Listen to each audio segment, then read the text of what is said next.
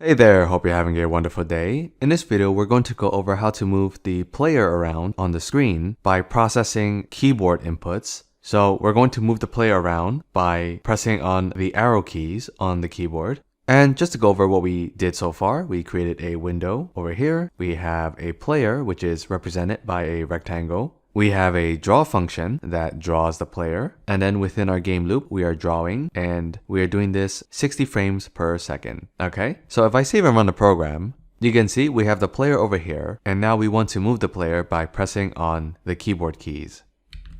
And just as a quick review, when we're drawing, we start from the top left corner, and this is 0, 0, and here we have the height as 512, and the width is 512. So currently the player is at 150, 150. So this means X is 150, so 150 to the right from 0, 0, and 150 down.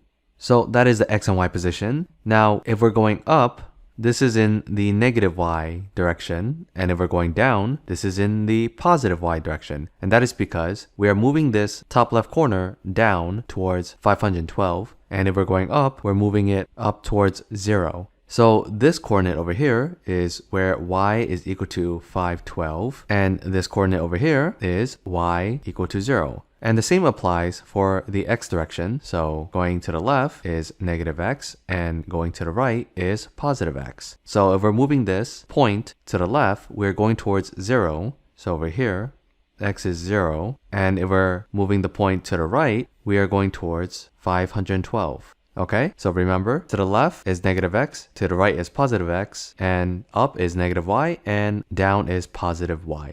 So to move the player, all we have to do is change the x and y positions, and then redraw the player. So if I want to move the player up, we would just subtract from the y position. So if I want to move it 10 points up, then we would move to 140, and then we would go up. So let's implement that in code. So there are two ways to process key inputs, and I will show you both ways, and it really depends on what kind of game you're making. So let's start with the first way, and that is listening for events. So you can see in this for loop here, we are listening for events, which include key presses, button clicks, mouse clicks. So we have one event so far, which is clicking on the X button, and we can also listen for keyboard presses. So I can do if event.type is equal to Pygame dot key down, or I can do key up.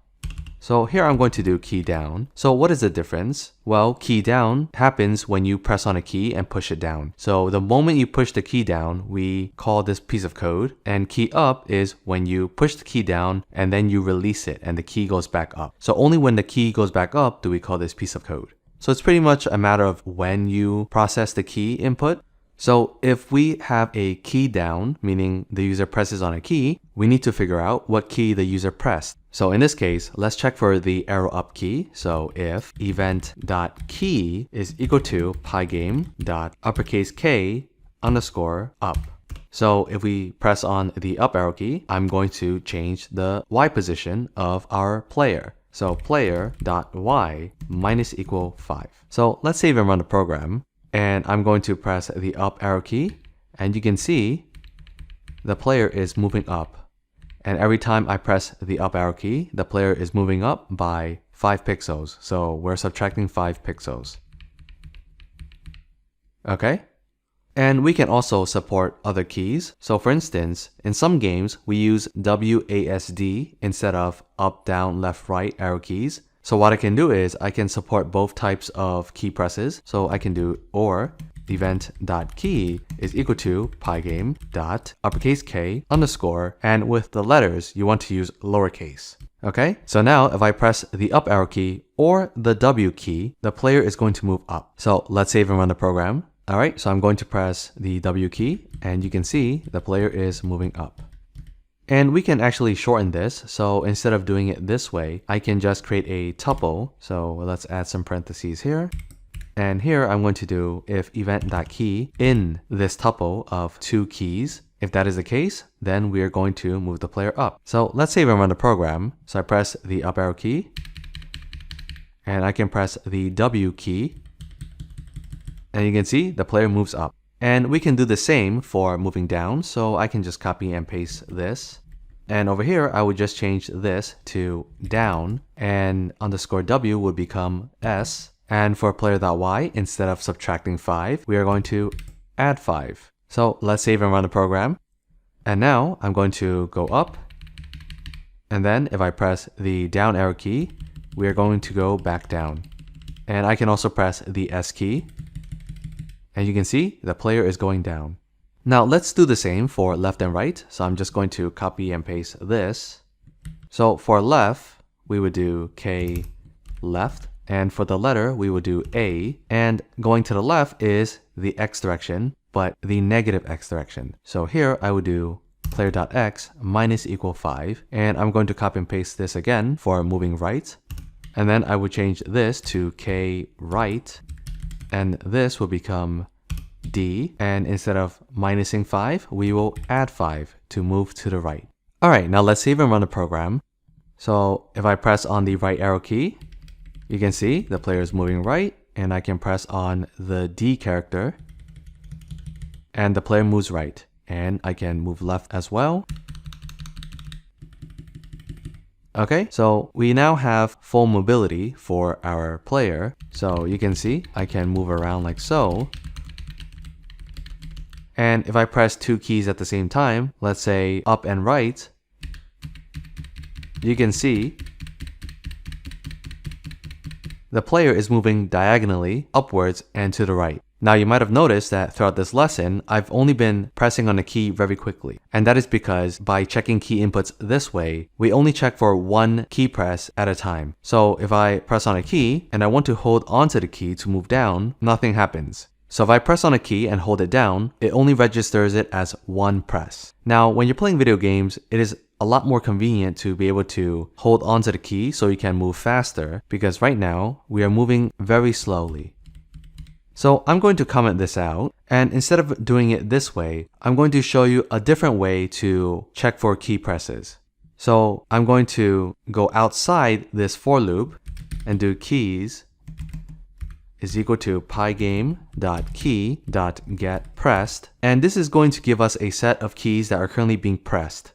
So how we're going to check for the key press is going to be slightly different. So I'll do if keys pygame.k_up or keys pygame.k_w player.y minus equal 5. Alright, so if I save and run the program, if I press on the up arrow key, you can see the player moves up, but I can also hold the up arrow key and move a lot faster.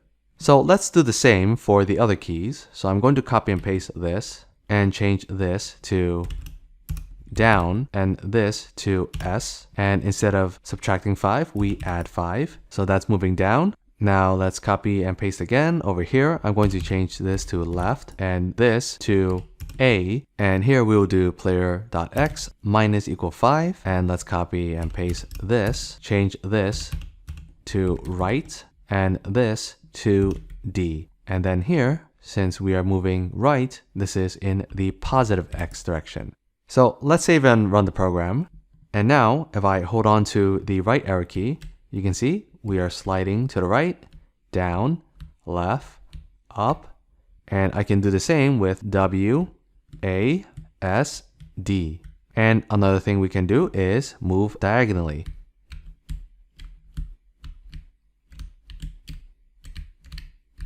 So that's how you can process key inputs from the keyboard and make the player move around. And for the game we're making for this tutorial series, we're going to stick with processing the keys this way so that the player can move smoothly by holding on to the key.